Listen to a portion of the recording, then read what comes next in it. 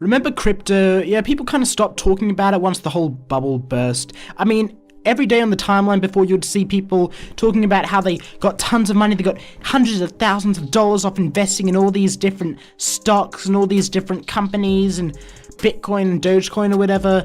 They were going Wall Street bets, doing all the super stock things, diamond hands or whatever.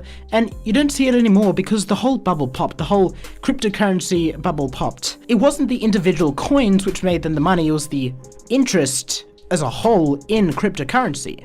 So when Bitcoin goes down and Dogecoin goes down and all this crypto goes down, it doesn't mean something else is going to come up because they got a lot of money, because people invested in them, because people think crypto is going to be big. Once the bubble pops, people aren't going to go invest in one different coin. It's crypto as a whole which goes down.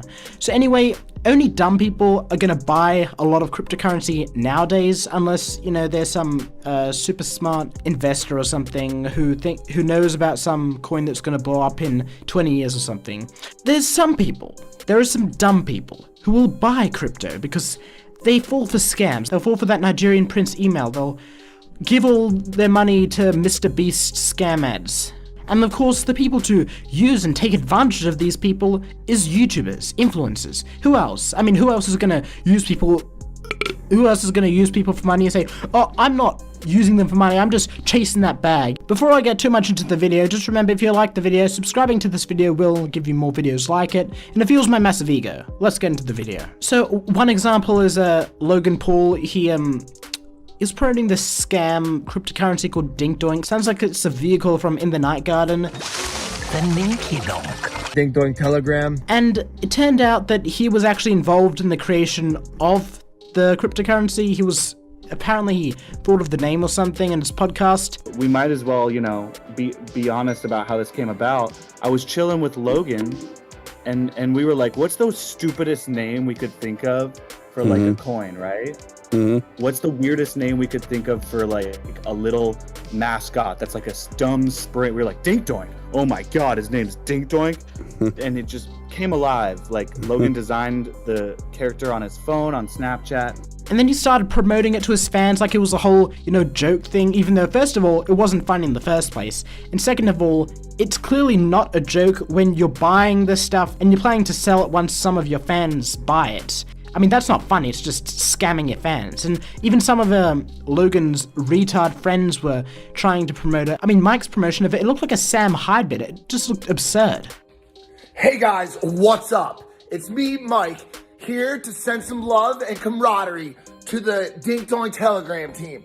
I know you guys have been busting your ass to make sure that the hottest, newest coin of 2021 is Dink Doink, with the hottest functionality and all of the most built-in techniques, tactics, and capabilities. Dink Doink is cleared to be the hottest fucking coin ever. I just wanted to say, keep up the good work. And if you guys do everything that you're doing right now, even more exponentially, we could go to the top of this whole fucking market, dude. Fuck yeah. And of course, the most famous cryptocurrency scam which is happening at the moment is relating to FaZe K. A lot of the FaZe members, they were scamming people. That's why a lot of them were kicked from FaZe. Now, not all of them who were originally involved with it actually did bad stuff. I think a couple of them, FaZe Banks, FaZe, another one, I don't remember all the FaZe people. I can't be bothered knowing the names of hundreds of people who play video games for a living. Yeah, a lot of them weren't as bad in that, but the one person who has kept on looking the worst out of all these people is FaZe K. Now, CoffeeZilla and some ordinary gamers, Murdaha, have been exposing FaZe K, and I think maybe one or two other people in FaZe, for basically being the mastermind behind the whole operation, scamming fans, going into wallets and their cryptocurrency or whatever. I didn't watch the whole hour-long video by Murdaha. I watched the CoffeeZilla videos there. All those videos will be linked in the description. It is interesting for people who are more knowledgeable, or at least more interested in that crypto stuff. Honestly, I can't understand half of it. And FaZe K, first of all, he did a bad apology. I mean, he took literally the least amount of responsibility he could. When there's this much info, the best thing is to just own up to it. I mean, at least if there's like a, I don't know, rape or N-word accusation which can't be proved or disproven, you can make a bad apology because people can't say, oh, well, here's the evidence, you definitely 100% without a shadow of a doubt did it. But with this, there's actual evidence. There's enough evidence to prove it 100% that they did it, that they were bad. You don't make a bad apology with that. There's no escaping it. And the worst thing he did, I don't know why he did this, his lawyers sent a cease and desist letter to CoffeeZilla. This is a cease and desist letter from Fraser K's lawyers. Basically, they're saying, you know, we're going to sue you if you don't... Hold on, let's see here. If you do not immediately by the end of the day tomorrow at the latest publicly retract the defamatory statements and cease and desist from making other such defamatory statements in the future. Okay. Well, that tomorrow they're talking about is actually today, which is why I'm making this video to inform the boys at Fraser's law firm that unfortunately I'm going to miss the deadline, boys. Because even though, of course, I don't want to get sued, this is nothing but bullying to try to get me to shut up about exposing one of the biggest crypto scams this year. Which good people, which people who actually are in the right send cease and desist letters to people demanding they stop criticism? Who? Name one person. And also, when did they actually turn out looking good in the aftermath of that? No one sends a cease and desist letter demanding people stop making videos on them, and they end up looking good at the end of it. Oh yes, we stopped those people from criticizing us. Look how great we are. We stopped the slander. No one likes that at all. And it also makes you look really guilty. I'm not sure whether they'll actually go through with the lawsuit. It's just they're gonna sue them for millions of dollars, no matter how good FaZe K's lawyers are. I don't think CoffeeZilla and Mutaha are gonna be paying up millions of dollars. I think either what's gonna happen is CoffeeZilla and Some Ordinary Games are gonna win the lawsuit, they'll lose the lawsuit, but they'll make some sort of settlement, or FaZe K's lawyers just won't go through with the whole lawsuit, which happens a lot. A lot of these legal things are just they're just scare tactics instead of real legal action. Either way, I hope FaZe K gets what's coming to him, whatever that is, go to jail or get his channel removed or just be cancelled, whatever. I don't know what happens with this. I don't know if it's illegal. I haven't paid too much attention to it because a lot of it's just kind of boring. Now, what else is going on? Gabbie Hanna. Gabbie Hanna is very controversial as always. I don't even know most of the stuff that's been happening. I just know she's posted some weird tweets or something.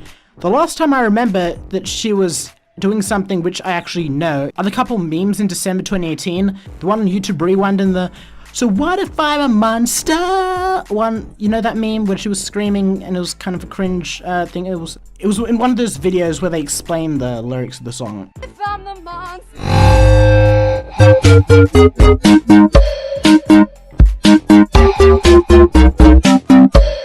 Anyway, T-channels, which are definitely the most reputable source in all things and definitely make nothing up, have been making up some lies about Gabbie Hanna. How shocked was I?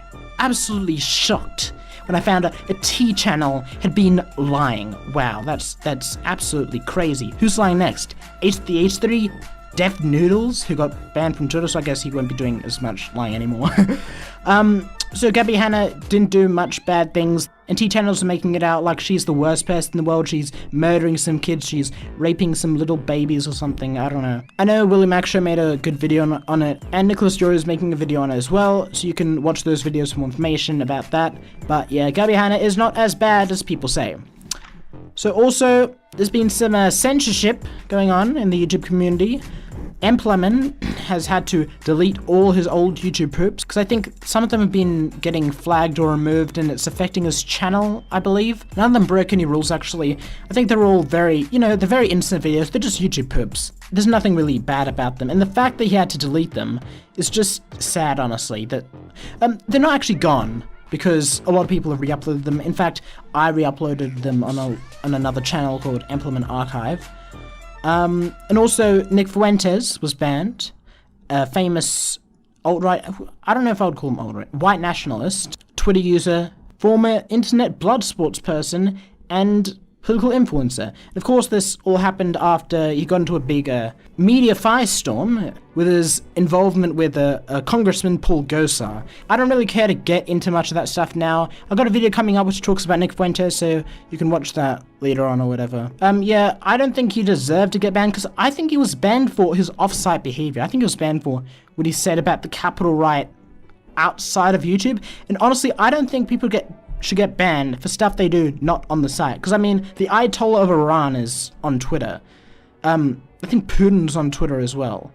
Chinese and North Korean officials on Twitter, should they be all banned? No, because it's not about what you do outside, it's whether your on-platform behavior is good enough for you to stay there. A lot of controversial people need to have Twitter accounts so that we can see what they have to say, if it's, you know, good or bad or whatever. So, yeah, that's about what's been going on in the last week or so. Maybe I'll make more of these videos later, I don't know. So yeah, that's what's been going on in the last week or so. If you enjoyed this video, make sure to like the video and subscribe for similar videos in the future. If you have anything to say about the video, have something to say to me, positive or negative, just comment it down below and I'll see it. Thanks for watching. See ya.